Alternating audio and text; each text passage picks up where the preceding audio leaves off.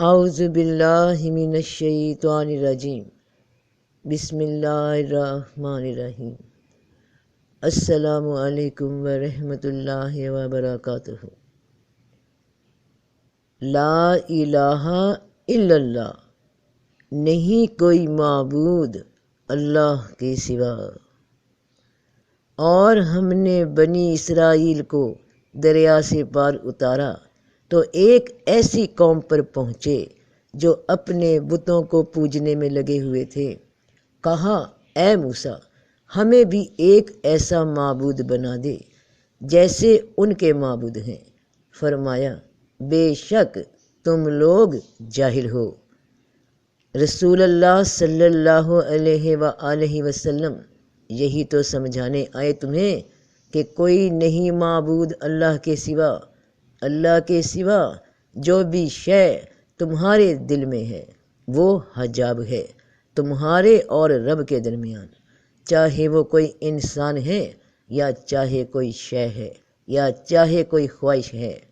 وقت کے پیغمبر حضرت موسیٰ علیہ السلام عوام کے ساتھ چل رہے ہیں جو انہیں اللہ کی جانب پہچان کروا رہے ہیں، اور عوام پہ آنکھوں پہ ایسے پردے پڑے ہوئے ہیں کہ موسیٰ علیہ السلام سے کہہ رہے ہیں کہ ہمیں بھی ایک بت بنا دے جسے ہم دیکھ سکیں، یقین کر سکیں اس بت کو دیکھ کر کہ کوئی رب ہے۔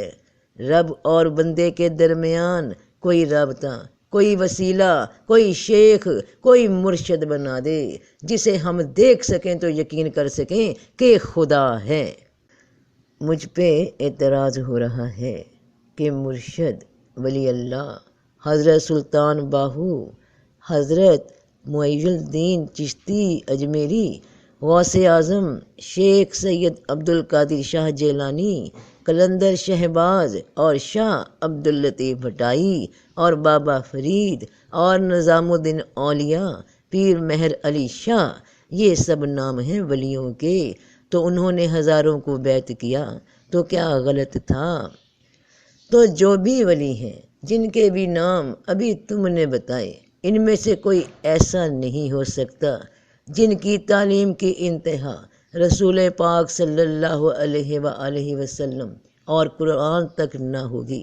تو جب سمندر کے کنارے کھڑے ہو تو ندی نالوں کا سوچنا کیسا ہے؟ تو انہوں نے جو بیعت کیا یہ بھی سن لو۔ غیر مسلمانوں کو بیعت کیا، ہزاروں کے ہزار بیعت کیے، غیر مسلمان تھے، ان کو یہی در دکھایا۔ اب جو پیدائشی مسلمان ہیں، تم اور میں، جن کے ماں باپ مسلمان ہیں، وہ خود بھی مسلمان ہیں، تو وہ جب نئے سرے سے بیعت ڈھونڈ رہے ہوں تو کیا وہ اتنا نہیں جانتے کہ 5 نمازیں فرض ہیں، روزہ فرض ہے، رسول اللہ صلی اللہ علیہ وآلہ وسلم کون ہیں، اللہ کون ہے، کس نے تخلیق کی کائنات، بچپن سے لے کے آج تک سنتے آ رہے ہو۔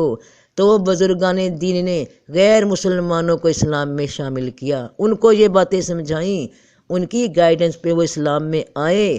کوئی نئی بات کسی ولی نے غیر مسلمان کو نہیں بتائی، اور جو مسلمان پہلے سے ہیں سب بنیادی باتیں جانتے ہیں۔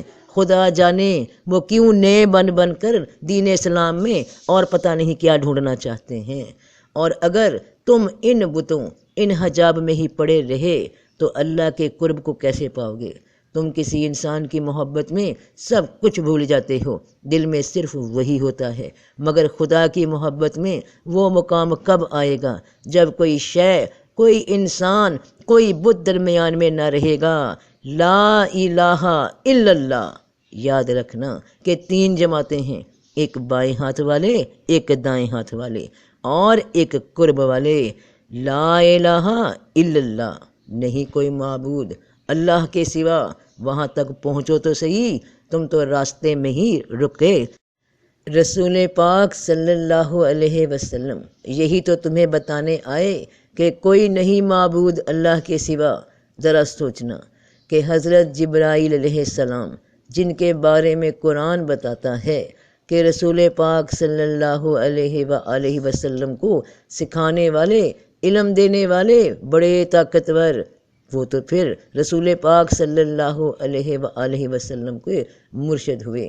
تو مرشد نے کیا پیغام دیے کہ بس اب اللہ کے نام کی مالا ہی جپتے رہیے غار ہرا میں، یا باہر نکل کر اپنے رب کے حکم پر عوام کے لیے، اللہ کی مخلوق کے لیے، ان کی بھلائی کے لیے اب عمل بھی کیجیے، یہ پیغام پہنچائیے۔ تو کیا مرشدوں نے یہ نہیں بتایا تمہیں کہ یہی نیکی نہیں کہ تم اپنے منہ مشرق اور مغرب کی طرف پھیرے رکھو، یا کسی خانقاہ میں بیٹھ کر ضربیں دل پہ لگائی رکھو، بلکہ نیکی تو یہ ہے جو اللہ اور قیامت کے دن پر ایمان لائے، اور فرشتوں اور کتابوں اور نبیوں پر، اور اس کی محبت میں رشتہ داروں اور یتیموں اور مسکینوں اور مسافروں اور سوال کرنے والوں کو اور گردنوں کے چھڑانے میں مال دے، لوگوں کی جان چھڑاؤ۔ دیکھ رہے ہو کہ اگر کوئی مصیبت میں ہے اور تمہارے پاس گنجائش ہے تو منہ پھیر کر یہ مت سوچا کرو کہ مجھے کیا، جا کے اس کی مدد کرو، اور نماز پڑھو 5 وقت، اللہ کو یاد کرو، زکوٰۃ دو، اور جو اپنے عہدوں کو پورا کرنے والے ہیں جب وہ عہد کر لیں، یہ ہے وہ عہد، یہ ہے وہ بیعت، یہ ہے وہ اللہ تعالیٰ سے وعدہ کہ یہ کام ہم کریں گے میرے مالک، اور تنگ دستی میں اور بیماری میں اور لڑائی کے وقت صبر کرنے والے ہیں، یہی سچے لوگ ہیں، یہی پرہیزگار ہیں، یہی قرب والے ہیں۔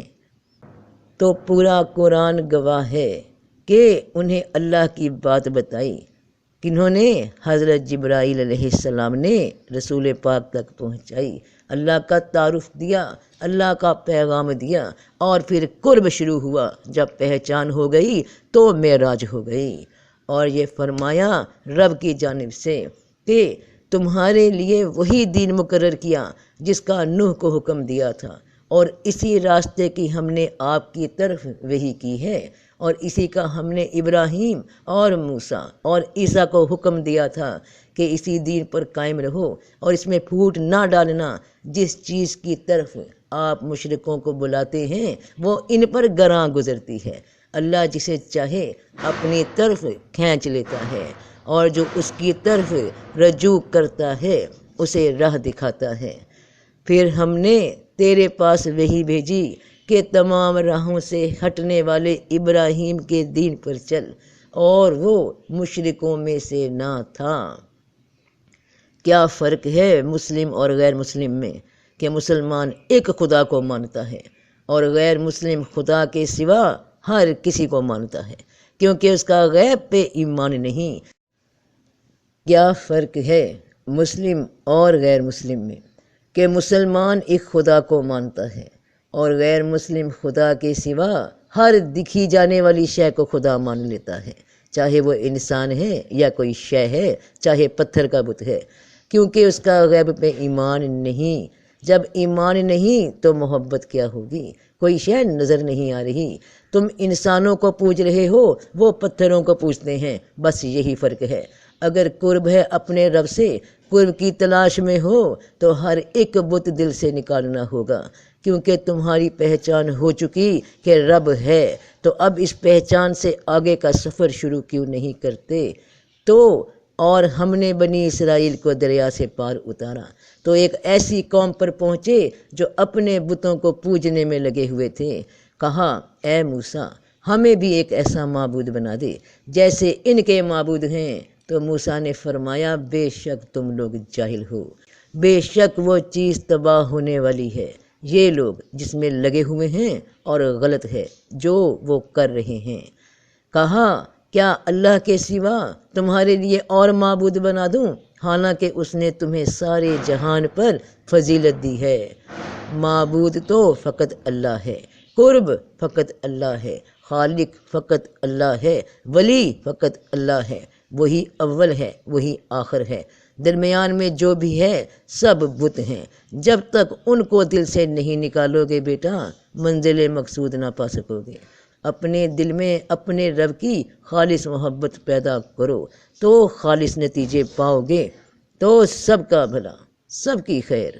جیتے رہو بہن بھائیوں، بیٹے بیٹیوں، فی امان اللہ۔